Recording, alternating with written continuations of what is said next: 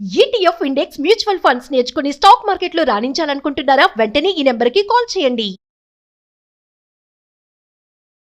నమస్తే, welcome back to Suman TV. Present మనతో పాటు ఉన్నారు TEDx speaker, legendary award winner in real estate, realtor oxygen founder and CEO and business analyst doctor Nandi Rameshwar Rao గారు. నమస్తే sir. Sir, బంగారం వెండి గురించి మాట్లాడుకుంటే మనం చాలా వీడియోలో చూసుకున్నాము. చిరాకు తెప్పిస్తావు, బంగారం వెండి బంగారం అది పెరుగుతుంది తగ్గుతుంది, అది పెరిగిన వల్ల నువ్వు నవ్వుతావు, తగిన వల్ల ఏడుస్తావు. కాదు సార్, ఎందుకంటే ఇప్పుడు పెళ్లి లెసన్ స్టార్ట్ అవుతుంది. మరి చాలా మందికి ఒక కన్ఫ్యూజన్ ఏంటంటే, తగ్గుతున్నప్పుడు కొంచెం రిలాక్స్ అనిపిస్తుంది, వెళ్ళి కొనుక్కోవచ్చు కదా అనే టైంలో షాప్ దాకా వెళ్ళే వరకు మళ్ళీ ధర పెరిగిపోవడం చూస్తున్నాం. మరి ఈరోజు 1,64,000 ఉంది బంగారం, 24 క్యారెట్స్. ఇంకా వెండి అంటారా 4,25,000 వరకు వెళ్ళినటువంటి ధర ఈరోజు మళ్ళీ 2,90,000 వచ్చింది. నిన్న 3 లక్షలు ఉంది, ఈరోజు 2,95,000 వచ్చింది. అంటే ఫ్లక్చువేట్స్ అవుతున్నాయి ధరలు. మరి ఈ టైంలో జనాలకైతే కొంచెం కన్ఫ్యూజన్ ఉంది. అంటే మిమ్మల్ని అనలిస్ట్ని అడిగితే చెప్తారు ఈ టైంలో కొనాలా వద్దా అంటే, ఎందుకు అసలు పెరుగుతున్నాయి ఈ ధరలు? జనాలు తిట్టుకునేటట్టు చేస్తున్నావు. దీని ముందు 2 డైలాగులు చెప్తా. కరెంట్ తీగ సన్నంగా ఉంటుంది, ముట్టుకుంటే కిలోమీటర్ ఎగిరి పడతావు. మొక్కే కదా పీకిస్తే పేక్ తెగత వస్తాన్ని చిరంజీవి గారి డైలాగు. ఇది ఎందుకు చెప్పానంటే, మనకి జనరల్గా జనాలకి ఈజీగా అర్థం. ఇప్పుడు కూడా పబ్లిక్లో లోకల్ కోసం చాలామంది వస్తారు. ఎదురింటోటి చెప్పుకోవడానికి మనం ఫ్లాట్ కొనుక్కోవడం, ప్రాపర్టీ కొనుక్కోవడం చేస్తాం. మనకు అవసరం లేదు ఎమ్యూనిటీ, కానీ ఎమ్యూనిటీస్ కొనుక్కుంటాం. మా ఇంట్లో స్విమ్మింగ్ పూల్ ఉంది, నువ్వు జిందగీలో వెళ్ళి స్విమ్మింగ్ పూల్ నువ్వు చేయవు, మీ ఆయన చేయడు, నేను చేయను. చేస్తాం.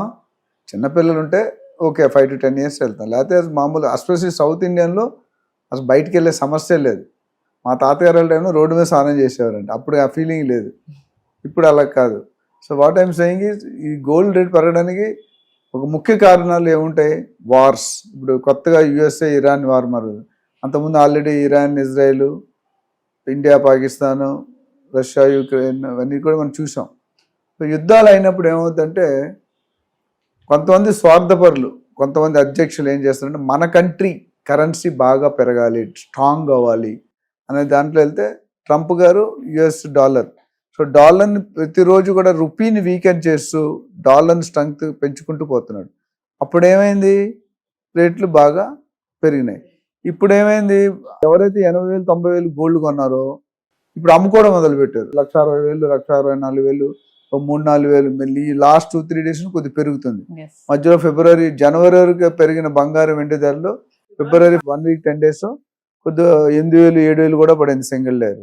ఆ సిల్వర్ అనేది చెప్పక్కర్లేదు, ఆల్మోస్ట్ 30-35% పడిపోయింది. ఇప్పుడు ఏమవుతుందంటే, ఇది అందరూ కొనుక్కునే వాళ్ళందరూ లాభాల కోసం అమ్మడానికి ట్రై చేస్తున్నారు, కొనేవాడు దొరకట్లే. అప్పుడు రేట్లు పెరుగుతున్నాయని కొనేవారు, ఇప్పుడు రేట్లు పెరగకుండా ఆగిపోయి, సో ఇంకా స్టెబిలైజ్ మళ్ళీ ఫ్యూచర్లో తగ్గిపోతుంది ఏమో అనే ఉద్దేశంతో ఎవరైతే బంగారం మీద ఇన్వెస్ట్ చేశారో ఆర్నమెంట్ కొనేది అమ్మలేరు, ఎందుకంటే అమ్మడం అంటే వాళ్ళు వాడుకుంటారు. ఇన్వెస్ట్మెంట్ రూపంలో చూసినప్పుడు ఇన్వెస్ట్మెంట్ రూపంలో కొన్ని బిస్కెట్లు కొనుక్కొని పెట్టుకున్నారు 24 క్యారెట్. ఇప్పుడు వాళ్ళు ఇప్పుడు 80,000 కొనేది 1,60,000 డబుల్ కదా. సో 1 yearలో డబుల్ అయ్యే ఛాన్స్ ఈవెన్ రియల్ ఎస్టేట్లో కూడా తక్కువే, లేవు, ఎక్కడో 1-2 ఉండొచ్చు. కానీ సో అమ్మే వాళ్ళు ఎక్కువైపోయారు. వెండి కానీ 80,000 90,000 కొనుక్కున్న 4 లక్షలకి అమ్ముకున్నారు కొంతమంది అమ్ముకోలేక ఇప్పుడు 2,60,000 2,70,000 2,90,000 10,000 20,000 ఇటు కొట్లాడుతుంది.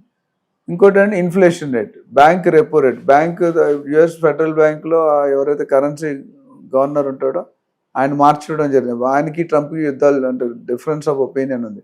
ఈయన ఇంట్రెస్ట్ రేట్ పెంచుంటాడు, ఆయన ఇంట్రెస్ట్ రేట్ తగ్గియమంటాడు. ఎందుకంటే మా రిజర్వ్ బ్యాంక్ ఇండిపెండెంట్ బాడీ. ఇప్పుడు మనకి ఏదైతే అట్లనే ఫెడరల్ బ్యాంక్ అక్కడ CMO PM వెళ్ళి అంటే ఏమైనా ఇన్ఫ్లుయెన్స్ చేయలేరు. సో దానివల్ల కూడా ఎప్పుడైతే బ్యాంక్ రేట్లు, ట్రంప్ గారు ఏమంటారు, బ్యాంక్ రేట్లు తగ్గియని అంటాడు, తగ్గిస్తే మార్కెట్ అల్లకొల్లాలం అయిపోతుంది. అంటే ఫెడరల్ రిజర్వ్స్ రిలీజ్ అవుతున్నాయి. కొన్ని కంట్రీలు గోల్డ్ని మార్కెట్లో వదులుతున్నారు 1,000 టన్నులు 2,000 టన్నులు 3,000. So when demand grows, supply is less, rate పెరుగుతుంది. When supply more, demand less, rate తగ్గుతుంది. సో ఇప్పుడు ఫస్ట్ ఒక side of the coin, road మీద అప్ వెళ్ళింది, ఇప్పుడు డౌన్ ఉంది.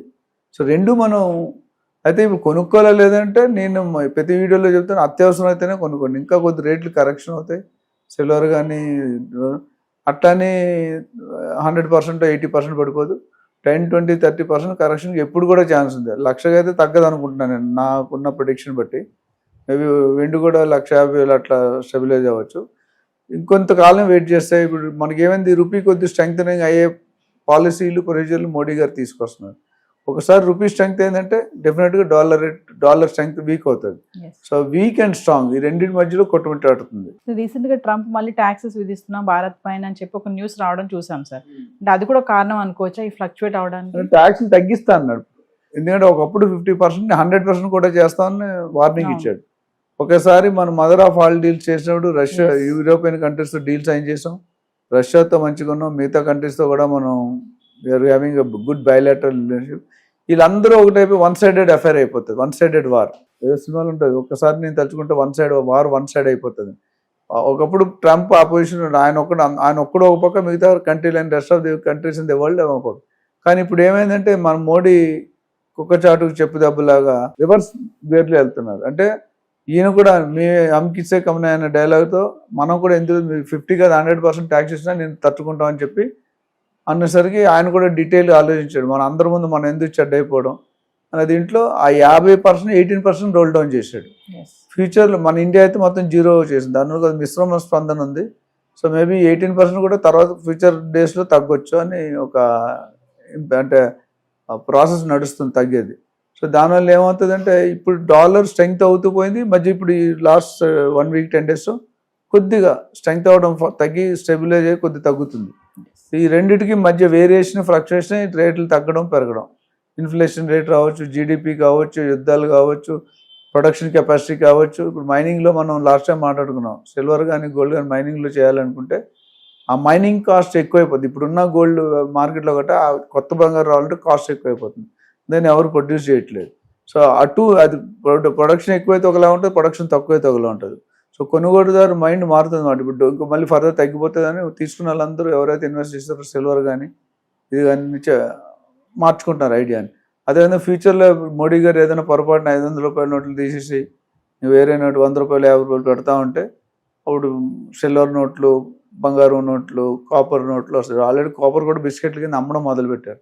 సో మెటల్స్ అన్నీ కూడా కాస్ట్ వస్తుంది. బట్ ఈ ట్యాక్స్ తగ్గడం వల్ల ఆ ట్రేడింగ్ రేట్లు కూడా తగ్గి మార్కెట్ తగ్గితే it's a positive sign to win win situation అందరికీ. Thank you.